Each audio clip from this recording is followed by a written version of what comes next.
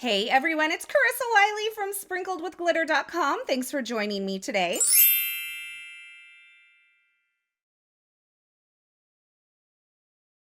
Today I'm going to show you how to do some peekaboo ink blending with the solid hot foil plate from Pinkfresh Studio. And I'm going to be using an older hot foil plate, the Abstract Triangles hot foil plate, because I kind of wanted to create a card that was maybe a little more on the masculine side. So I'm going to be using that, and then I'm going to be using the leftover foil from that to do the solid hot foil plate foiling. Now, I wanted to show you, most recently, I actually took some of my most used rolls of hot foil and I've cut them down into 6-inch strips here so that I have them all ready for foiling. And I have stored them and labeled them in these stamp pockets. I also have a larger stamp pocket that I keep some of my extra foils. So once I've foiled, this is the Arch hot foil plate. Once I've foiled that, if I'm not going to do my solid hot foil plate foiling at that time, I go ahead and tuck those into a larger stamp storage pocket, and I have those on hand for the next time I pull out my solid hot foil plate to foil. So I'm starting out with my Gemini foil press. I have it on the medium heat because I am using a Glimmer foil, and I find that the Glimmer brand foils like a higher heat than the low heat setting on the foil press. So I have my plate on there. I have my hot foil with the pretty side facing the pattern of my plate. I have my Hammermill smooth white cardstock and my shim, and I have just run that through my Gemini Junior, and I have the Abstract Triangles background there foiled in this gorgeous blush foil.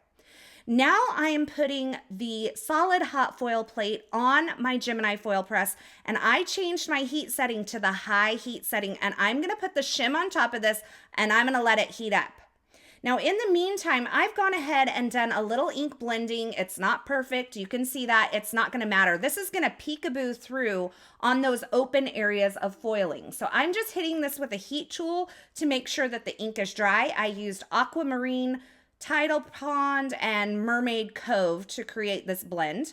And once my hot foil plate has heated up on the Gemini foil press at that high heat, I'm going to take the foil that I used to foil the Abstract Triangles hot foil plate earlier, and I'm going to lay that with the pretty side down onto my solid hot foil plate. Now I'm going to take this ink blended panel and I'm going to lay it on top with the ink blending facing the back side of that foil. So because I want the foil to go onto the ink blended portion. And for this, I'm going to actually add an additional 110-pound shim. And then I will add the top plate that comes with the foil press. And I am going to let this heat up for a minute with the foil on there, doesn't matter. And once that minute timer has expired, I'm going to go ahead and remove the platform from the base, and I'm going to put this through my Gemini Junior. Now, the key to using the solid hot foil plate is having enough heat and enough pressure.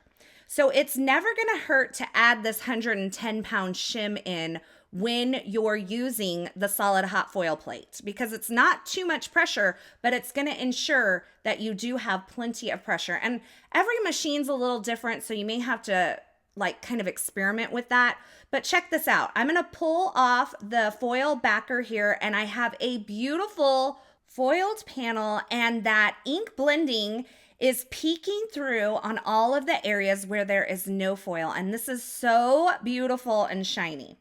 Now I'm going to take this and I'm going to use one of the rectangles included in the Essential Rectangle set from Pinkfresh Studio. And I'm going to die cut this panel because I don't want the full thing. And you can see I've die cut that down.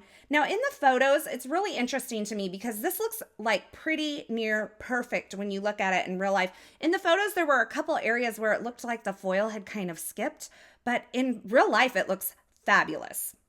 So now I have a few colors of cardstock here, and I have the H, the B, and the D from the Heather Uppercase die set. And I've die cut these letters from those different colors of cardstock, and I'm going to glue them together to where they're overlapping just a slight bit. And you can see I got really lucky because the outline of all of these letters kind of stayed connected to the base of the letter. And so I'm just gluing it all down and allowing those all to stay. But if you wanted to replace that outline with like some really cool blush foil around the edge as well to match the foiling that you did on the background. That could be really cool. So I'm just using a little bit of liquid adhesive on the backs of these letters and allowing them to kind of overlap just a little bit. I kind of have an ombre theme going on here. And once I have those all adhered together, I will put a little bit of foam adhesive on the back. And I am going to use this fancy script sentiment hot foil set from Pinkfresh Studio, and I'm going to foil the happy birthday sentiment using that same blush foil on that Jade cardstock, which is the darkest of the three kind of green blues that I used. You can see I've just placed my foil plate onto my platform with the design up. I placed my foil on top with the pretty side facing the design, and then my cardstock and the shim that comes with the Gemini foil press, and I ran that through my die cut machine, and I have beautiful foiling. Now I'm going to take the coordinating die, I'm going to hold it in place using a little bit of low tack removable tape adhesive. I'm going to run that through my Gemini Junior to die cut it out, and I have a beautiful foiled sub sentiment to go with that HBD, which, if you haven't figured it out, stands for happy birthday. I am going to send this card to my nephew Henry, so I guess it could be something for Henry's birthday or something. But I had intended it for happy birthday. And I'm just going to adhere these two sentiments together. I have some foam adhesive on the back part of this foiled sentiment, just on the bottom. And I'm going to overlap that happy with the H of the HBD. And I'm just using my grid mat to make sure that I get everything kind of lined up. So now that I have my sentiment worked out, I am going to remove the backer from all of the foam adhesive that I've placed on the back. And then I am going to add a couple of die cut vellum, what I'm calling banners, okay? It is actually like the little tail loops of the Artistic Bows die set from Pinkfresh Studio. I use them as banners quite a bit.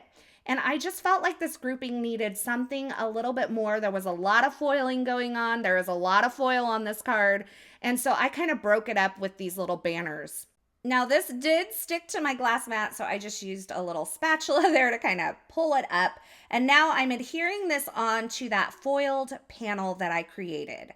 And this is just such a fun grouping of sentiments and die cuts and that foiling.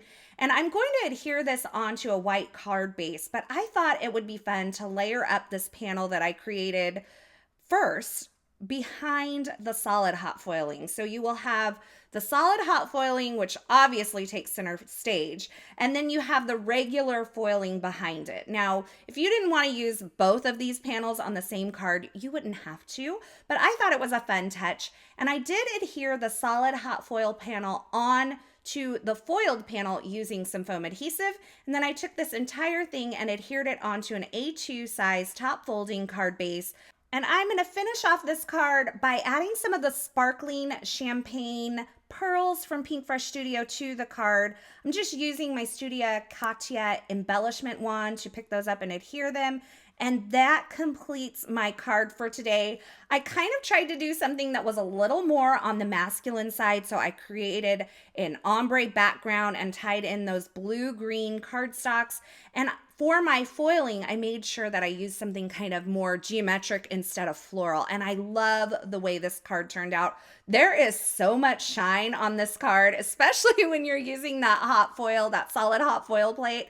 I absolutely love it. I can't get enough of it. And that blush foil is just absolutely beautiful. Now, as always, I will have links to the featured products used in this project in the description at YouTube. So if you're looking for something in particular, be sure you check there. As always, I'm so thankful that you stopped by and chose to hang out with me here today. I hope you enjoyed this video. If you did, be sure to give it a thumbs up and don't forget to subscribe and turn on the notifications here on this YouTube channel so you don't miss any of the paper crafting and card making video tutorials shared here. Thanks again for watching, and until next time, I hope you have a fabulous day.